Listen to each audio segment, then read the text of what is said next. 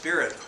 And he went on and on. And when I read that, I identified the same kinds of ideas and the things that my grandparents used to say. And so where we've come from is we've come from a society that emphasized self-reliance and self-responsibility, and we've swung to, as a society, not just Aboriginal people, everybody, to a society where we have a lot of government reliance. And what happened was out of the 60s, when we had all of the baby boom generation that was going into the workforce, and as a result of the Second World War, the Americans were producing 60 to 70% of the world's manufacturing output.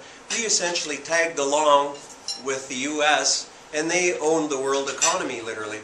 And the ideas that grew out of that time were to try to take some of this wealth and help people that were less fortunate. And those were well-meaning, good ideas, but now the chickens are coming home to roost. Now we can see how those kinds of things are resulting in that kind of policy, locking identifiable populations of people into ongoing intergenerational poverty that is wreaking havoc and misery on populations. It's important to understand that backdrop, and what that's led to, what that kind of thinking has led to, are various kinds of forms of economic dependency. The first form is government to citizen, and welfare is one form of that. And in communist countries, the whole deal is that you know, you pretend to work and we'll pretend to give you social services, almost to the same bad level that Aboriginal people receive them in Canada. And so I'll talk a little bit more about that area. The second area is government to government. Aboriginal communities are almost, as I've pointed out already, completely reliant on the federal government for their social transfers. And in Canada, countries like Canada, federal states, you have a situation where the rich provinces are having some of their taxes taken and paid to the poor provinces to equalize. And again, the idea is very good on paper. But the problem is that it results in inequities in services that can be delivered in provinces. For example, take Quebec. Last year there was about 14-point-something billion in transfers in Canada. Quebec received about 8-point-something billion of those transfers. And if you looked at Quebec as its own country, it would be a very wealthy country. But they're receiving all of these transfers, and they can retire at 62, whereas all of the half provinces, which I think Saskatchewan is now one, we can't retire until we're 65. The same problem happened in the European Economic Community when the Greeks were rioting because they felt entitled to their entitlements. They have a very small portion of their population paying taxes. They retire at 58. The hard-working Germans, who were expected to come up with the money to bail them out, said, no, why should we bail you guys out when we have to be disciplined and take all of these measures, and we can only retire when we're 65. There's other problems with that. It causes governments who are receiving those monies to not take the kinds of measures that they need to take in order to become self-sufficient. Another form of this kind of government-to-government dependency is systemic transfers of foreign aid. In about the last 50 years, about $1 trillion has been transferred to third world countries, largely to Africa. And Africans themselves are now starting to point out that these transfers are creating corruption. They're displacing levels of the normal operation of economies, because all of this these monies are coming into the country and they're not being used according to a market kind of way. I think of the, I can't remember the number, but it was something like $60 billion has been transferred, for example, to Afghanistan from Great Britain and the United States since this war on terrorism has been going on.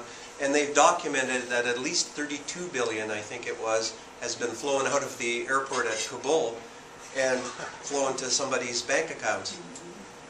So, and again, the problem is that even though this all sounds good on paper, it ends up in having very unlikely results.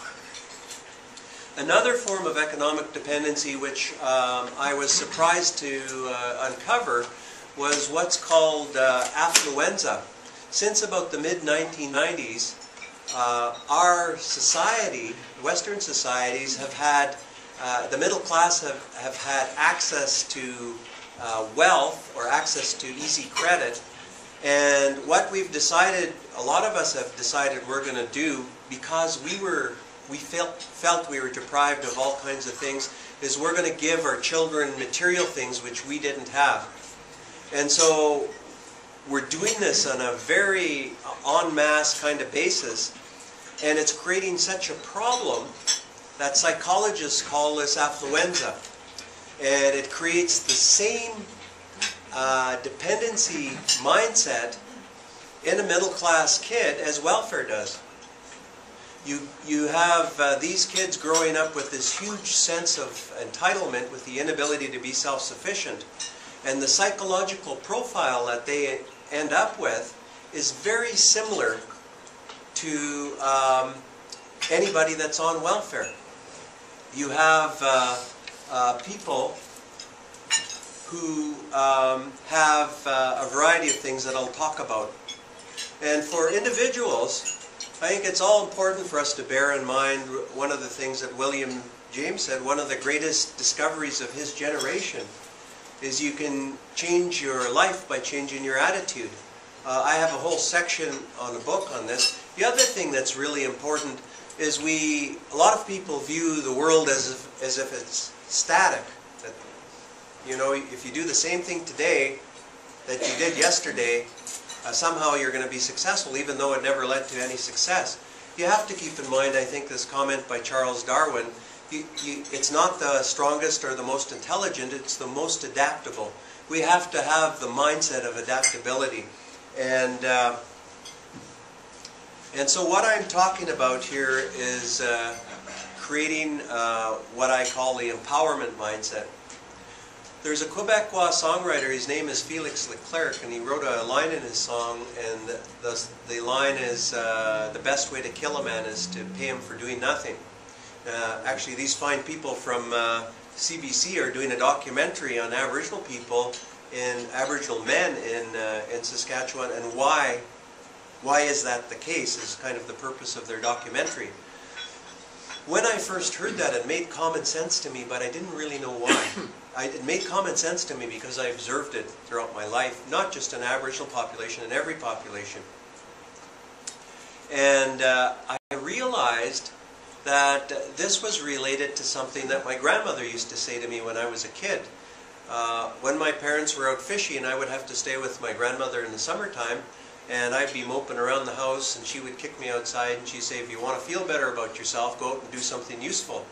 And when you're a kid, you just think you're getting the boot, which was what was happening. But she was saying something quite profound. And again, William James summarized what that was. He said the deepest principle in human nature is a craving to be appreciated. A fundamental thing about human nature is we need to feel valued by our family and our community and our friends.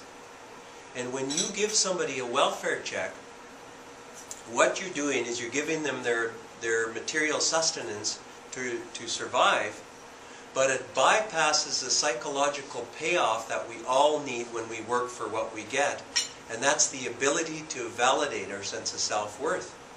So that's why the best way to kill a man is to pay him for doing nothing. If I gave all of you a Olympic gold medal, now as I said to John Gormley this morning on the radio, you would think that was a nice curio and it was good to have, but you wouldn't be weeping and crying and saying, I've won, because you didn't put out the effort that most gold medal winners have to, and made the sacrifices to give that piece of metal value. It's true of any population. So this is a very important principle, because this really explains why welfare doesn't work.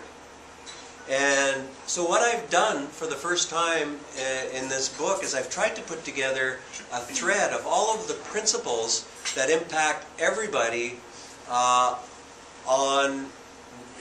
what are the principles of economic dependency. And I've called them the declarations of undependence. There's 20 of them. And I've, of course, taken this off of the American Declaration of Independence.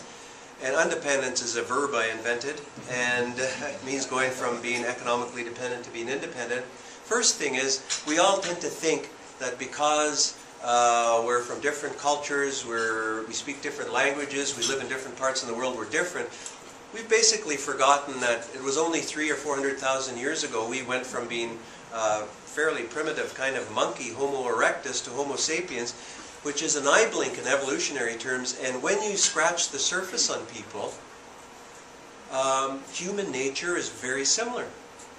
So that when you put people into a situation of enforced economic dependency, whether they're an Aboriginal person in Saskatchewan, an African American, or the growing white underclass in the US, or whether they're a German under communism, they will develop the same mindset. Or whether they're a middle class or a wealthy kid whose parents, instead of getting your welfare from the government, you're getting it from your own family. And so that's the point in this first declaration. And so the elements of the mindset I've already talked about these, and I'll mention them briefly. The sense of entitlement, with the inability to be self-sufficient, low self-worth, self-esteem. People develop victim syndrome. It's always, you're always the victim, and it's always somebody else's fault. You feel sorry for yourself. Learned helplessness, inability to cope, and it can lead to real depression. And this is what psychologists are pointing out about middle-class kids. A lot of kids are getting depressed because they're never having to do anything. They have no confidence, and it can often lead to lateral violence. And this is really the fundamental idea behind economic dependency. The more dependent you are to anybody, whether it's an entity or a sugar daddy or your parents or whoever it is, the less control you have over your destiny.